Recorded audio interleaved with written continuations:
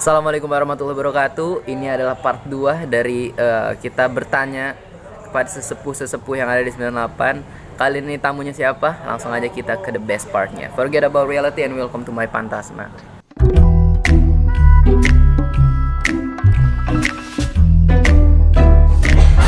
Mau ajak Pak Deden nggak? Oke, ini beliau ada Pak Deden juga.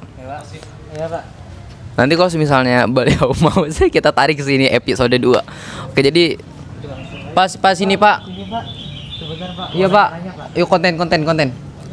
Ya, alhamdulillahirabbil alamin. Shalatu wassalam. YouTube. Enggak buat pribadi. Mari, monggo Pak duduk. Waalaikumsalam. Assalamualaikum warahmatullahi wabarakatuh. Jadi ini kita kedatangan Ustadz tadi kita kedatangan apa namanya? Profesor. Sekarang kita kedatangan Ustadz. Alhamdulillah. Pak Deden apa kabarnya? Alhamdulillah baik. Oke, kita mungkin saya jadi gagu gini ngomong depan Pak Ustadz nih guys. Jadi kita akan bertanya-tanya tentang kehidupan. Pak Deden, menurut Pak Deden apa itu arti kehidupan? Arti kehidupan ini adalah sesuatu hal yang diberikan oleh Allah Subhanahu wa taala kepada kita selaku hambanya. Kesempatan untuk menyiapkan bekal hidup di dunia Dan akhirat.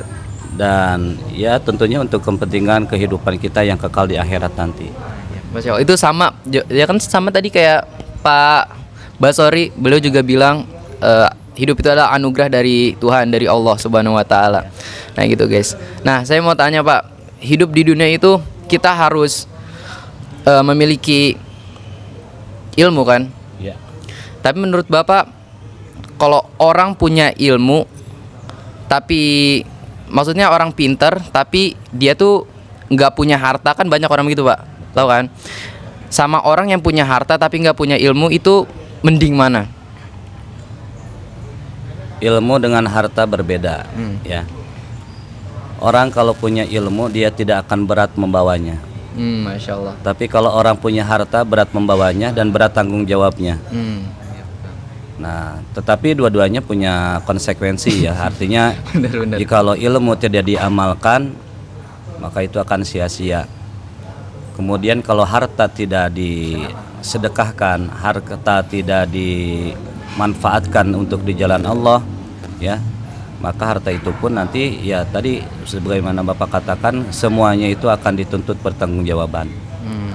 Jadi bagi orang yang kaya, maka kekayaan itu adalah titipan. Orang yang berilmu, ilmu itu adalah titipan. Semuanya akan kita pertanggungjawabkan di hadapan Allah. Maka sebaik-baik orang yang kaya adalah orang yang mau menafkahkan hartanya, dan sebaik-baik orang yang berilmu adalah yang mau mengamalkan ilmunya. Masya Allah, harus bermanfaat harta dan ilmunya berarti. Pak, kan saya pernah mikir gini ya, kalau zaman dulu, zaman Nabi sama zaman sekarang kan berbeda, pasti kan. Nah, kalau kita lihat dari dulu, sahabat-sahabat Nabi sama orang-orang Islam zaman dulu tuh istilahnya kalau ibadah tuh totalitas. Nah, mereka tuh yang totalitas saja kan belum tentu dijamin surga kan Pak. Ya. Nah, gimana kayak orang-orang akhir zaman kayak kita? Kayak misalnya saya pribadi lah, sholat aja masih perhitungan. Kalau misalnya mau baca surat pendek di 1-2 rakaat pasti kulhu kan. Ya, apakah orang-orang akhir zaman yang kayak saya itu bakal ada kemungkinan buat masuk surga atau udah ditetapin di neraka aja? Karena saya udah nggak, ya ngerti kan Pak, istilahnya luput dari agama gitu. Orang-orang yang hidup di zaman Nabi, mereka langsung bertemu dengan Nabi, mendapatkan pelajaran, mendapatkan dakwah dari Nabi. Tentunya mereka kualitasnya akan lebih bagus, ya. Tapi kalau berbicara tentang masalah keimanan, kata Nabi, tuba liman aroni wa amanabi, summa tuba malam yaroni wa amanabi. Sungguh beruntung orang yang bertemu dengan aku, hidup sejama dengan aku, mereka beriman kepadaku. Tapi Nabi katakan sungguh beruntung. 3 kali Nabi menyebutkan orang yang tidak pernah bertemu dengan aku tetapi dia beriman kepadaku. Ya, jadi tentu dalam hal segi kualitas ibadahnya mereka itu berbeda dengan kita karena mereka langsung mendapat tuntunan dari Nabi, sedangkan kita jauh ya dari zaman beliau, dari zaman sahabat, dari zaman tabi'in, sehingga tentunya kita pun artinya menjalankan daripada kewajiban kita beribadah kepada Allah Subhanahu wa taala itu sudah jauh. Artinya bukan jauh dari tuntunan Nabi, tapi sudah banyak lagi godaan-godaannya, ya segala sesuatunya lebih berat daripada zaman dulu. Nah, kan tetapi kita bisa berbangga diri karena Nabi mengatakan bahwasanya sungguh beruntung bagi kita yang tidak bertemu dengan Nabi, kita beriman kepada Nabi, dan kita pun istilahnya dengan segala kemampuan dan segala pengetahuan kita mengikuti ajaran-ajaran dan segala ibadah yang pernah dijalankan oleh Nabi SAW gitu. Siap Pak, siap. Berarti kita tuh saya pernah dengar hadis kayak akan ada zaman dimana orang pemuda-pemuda yang memegang agamanya seperti memegang bara api, ya kan? Itu benar Pak. Dan kalau misalnya mereka bersabar, mereka akan diberikan pahala 50 orang mati syahid. Itu benar Pak? Ya, betul sekali. Karena memang artinya sosok pemuda ini adalah sosok panutan, ya.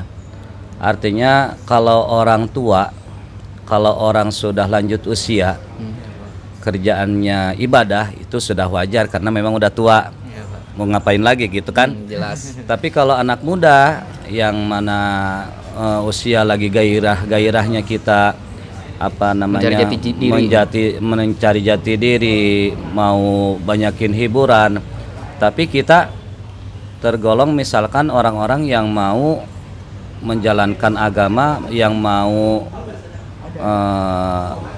berdekat-dekatan dengan ulama atau rajin ke masjid atau rajin ke majelis taklim, itu sungguh hal yang luar biasa ya di zaman sekarang ini. Apalagi kalau misalkan ada anak muda seperti itu, seperti pernah dikatakan oleh Nabi, ada 6 golongan orang yang nanti di yaumil kiamah akan mendapatkan perlindungan dari Allah Subhanahu wa taala. Salah satunya adalah seorang pemuda yang hatinya selalu terpaut ke masjid. Siap. Artinya apa? Ya, artinya sosok pemuda ini adalah sosok manusia yang memang dibanggakan oleh Nabi Shallallahu Alaihi Wasallam karena di usia mudanya mereka tidak mengikuti arus untuk berpoya-poya, untuk selalu mencari hiburan, tapi dia pergunakan waktunya untuk selalu mendekatkan diri kepada Allah Subhanahu wa taala. Ini berarti mengorbankan masa mudanya. Mengorbankan masa muda. Ini pertanyaan terakhir, mau tanya nggak? Maaf Pak, saya mau nanya tanggapan Bapak terkait anak muda nih zaman sekarang, kan banyak nih yang kayak nyepelein ibadah gitu Pak. Itu gimana cara kita ngerangkulnya Pak? Baik.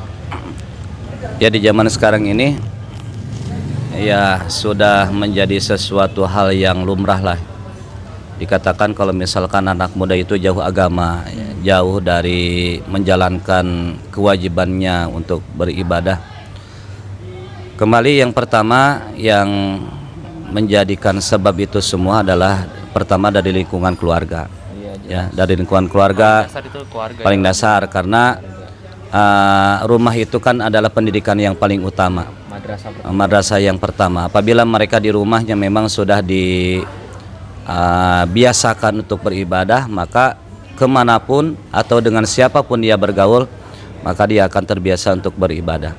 Nah, terus bagaimana bagi kita untuk merangkul mereka yang jauh daripada agama?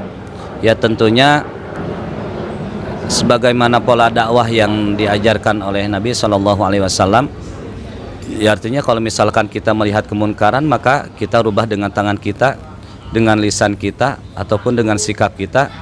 Dan paling tidak kalau misalkan kita sudah tidak mampu untuk berbuat apa-apa, kita mengakui bahwasanya ya Allah ini perbuatan si fulan ini ya perbuatan salah, tapi saya tidak bisa mengubahnya. Dengan kita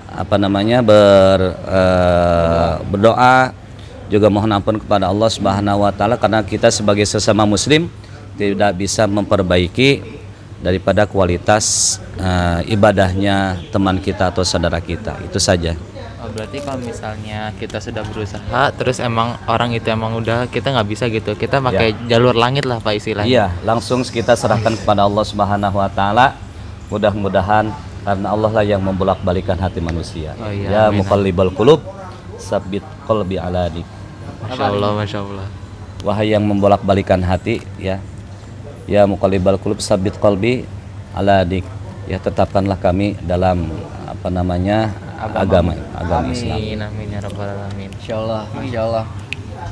Oke guys, itu adalah sebuah pesan singkat, ceramah singkat dan pertanyaan-pertanyaan dari saya dan juga Fata, dan jawaban dari Pak Deden yang Masya Allah sangat luar biasa. Semoga video ini bisa bermanfaat. Terima kasih Pak Deden. Oke. Terima kasih Pak Deden. Ya. Assalamualaikum. Waalaikumsalam warahmatullahi wabarakatuh.